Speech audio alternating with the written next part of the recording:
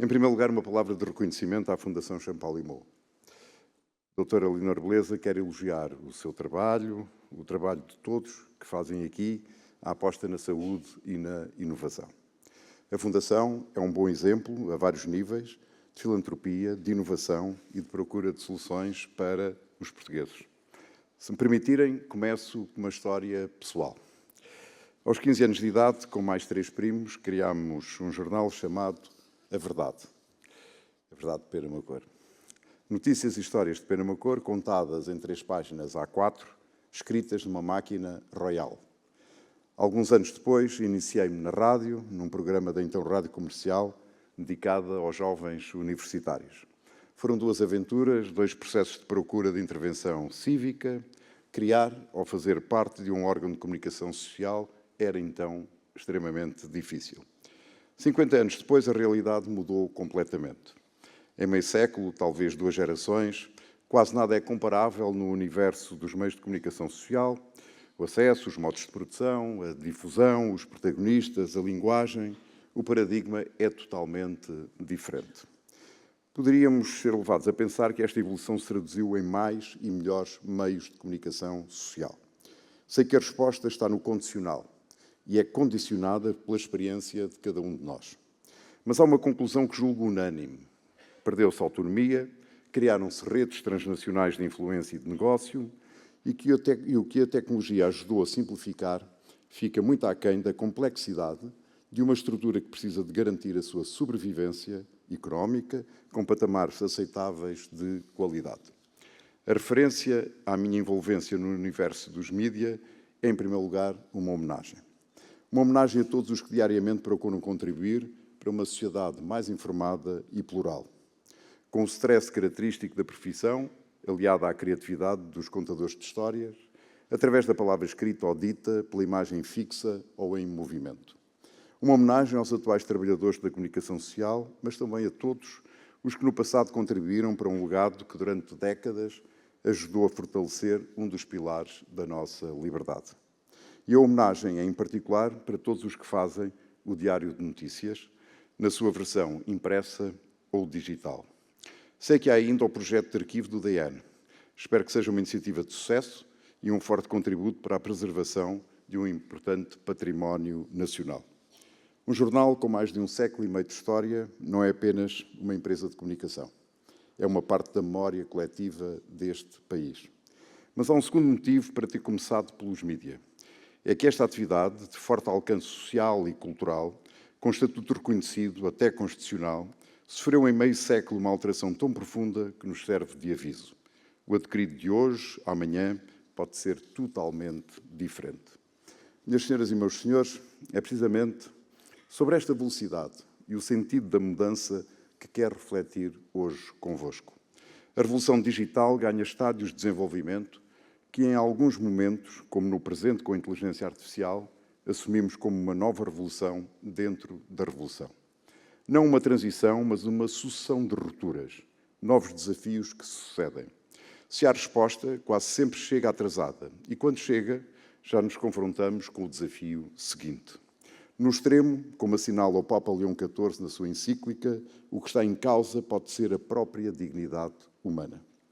Quando a eficiência se torna a medida de todo o valor, o ser humano arrisca pensar-se como recurso a otimizar, em vez de uma pessoa chamada à relação com os outros. Este complexo de perplexidade junta-se à fúria da natureza contra os atentados que diariamente continuamos a fazer ao meio ambiente. As tempestades que este ano fustigaram o centro do nosso país não foram um acidente meteorológico, foram um aviso. O amanhã climático já chegou. E como se não bastasse, há a disrupção da ordem internacional, a permanente violação das regras de entendimento, a força a suplementar o direito. Ética, valores e regras são palavras de um léxico que alguns querem esquecido. O cidadão comum sente receios. Alguns responsáveis políticos interpretam os sinais de alarme. Cientistas interrogam-se sobre os efeitos das suas próprias inovações. Empresários vigiam religiosamente as novas tendências, porque a mudança é vertiginosa, pode ser uma oportunidade ou uma falência. É este o tempo em que vivemos, e é sobre ele que proponho 2 reflexões. A A primeira reflexão é sobre a ordem internacional. Na verdade, sobre o que dela resta. A guerra regressou ao continente europeu com a agressão russa à Ucrânia. O Médio Oriente vive ciclos de violência que esmagam populações civis e desafiam a consciência da humanidade. No continente africano, em algumas regiões, nem temos informação real da quase permanente violação da dignidade humana. A rivalidade entre os Estados Unidos e a China estrutura, cada vez mais, todas as outras relações internacionais, do comércio à tecnologia, das terras raras aos cabos submarinos. O que estas realidades têm em comum é a erosão de um princípio que julgávamos adquirido, o de que as relações entre os Estados se regem por regras, não apenas pela força. A ordem construída no pós-guerra das Nações Unidas, dos tratados, do direito internacional, está a ser testada como nunca o foi nas últimas 8 décadas. É neste contexto que saúdo o acordo alcançado entre os Estados Unidos da América e o Irão, sublinhando a importância do diálogo e da diplomacia na resolução pacífica dos conflitos internacionais. Num momento marcado por elevadas tensões geopolíticas, este entendimento representa um sinal claro de que a negociação, o compromisso e o respeito mútuo continuam a ser os caminhos mais eficazes para promover a estabilidade, a segurança e a paz entre os povos. Reafirmo a minha convicção de que os desafios internacionais devem ser enfrentados através de soluções políticas e diplomáticas, rejeitando a escalada da confrontação e privilegiando sempre a cooperação internacional e o respeito pelo direito internacional e a Carta das Nações Unidas. Portugal continuará empenhado na defesa do multilateralismo e de uma ordem internacional assente no diálogo, na paz e na resolução pacífica das divergências entre Estados. E agradeço todos os esforços dos mediadores. A segunda reflexão é sobre a tecnologia, a inteligência artificial e a cibersegurança. Já nos antecipamos que a inteligência artificial vai transformar o trabalho, a produção, a distribuição do valor e a própria natureza da competição entre economias. Podemos até questionar a natureza das empresas de Estado, devido ao poder e à influência que alcançaram num contexto de total autonomia, sem qualquer regulação. O alcance desta permanente inovação tecnológica remete-nos também para a constatação de que os países que souberam integrar estas tecnologias nas suas empresas e na sociedade sairão mais fortes. Os outros ficam na fila do supermercado, países com o estatuto de um vulgar consumidor.